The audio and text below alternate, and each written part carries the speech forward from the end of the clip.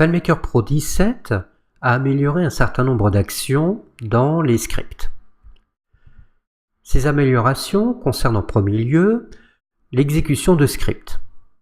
Jusqu'à maintenant, pour exécuter un script, nous devions le sélectionner à partir d'une liste de scripts disponibles dans le fichier. Avec la version 17, au lieu de le sélectionner depuis une liste, nous pouvons maintenant le sélectionner en spécifiant son nom à partir d'une formule de calcul. Que ce soit pour exécuter script, que pour l'action exécuter script sur serveur.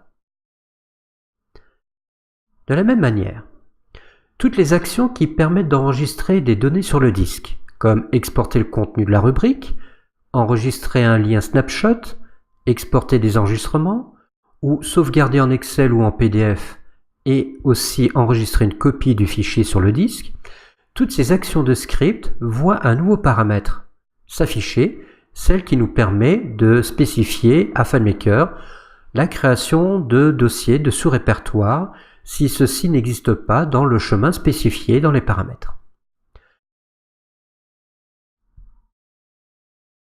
L'action « Ouvrir boîte de dialogue personnalisée » a elle aussi été améliorée. Jusqu'à maintenant, dès que l'on voulait demander à l'utilisateur de saisir une valeur, nous étions obligés de spécifier une rubrique. Avec la version 17, au lieu de spécifier une rubrique, nous pouvons maintenant directement spécifier le nom d'une variable. Là encore, ça nous permet, si nous récupérons des scripts d'un fichier à un autre, nous ne sommes plus amenés à rajouter des rubriques si on était amené à les utiliser pour ces scripts et donc de modifier la structure d'un fichier de destination.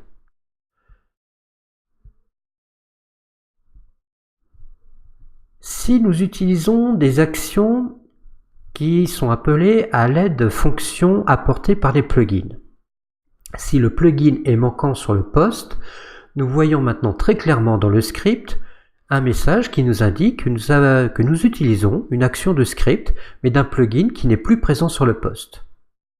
Là, c'est une information d'amélioration pour le débugage, et de ne plus avoir simplement le mot inconnu, nous avons maintenant un message qui est beaucoup plus clair. Enfin, la dernière action améliorée dans FileMaker Pro 17 concerne insérer depuis URL, où l'utilisation d'URL a été améliorée pour la gestion, une meilleure gestion de l'encodage. Idem, si nous devons récupérer via le curl des informations de type fichier binaire, nous avons une nouvelle fonction qui va nous permettre en fait de contraindre FileMaker à le considérer comme un conteneur.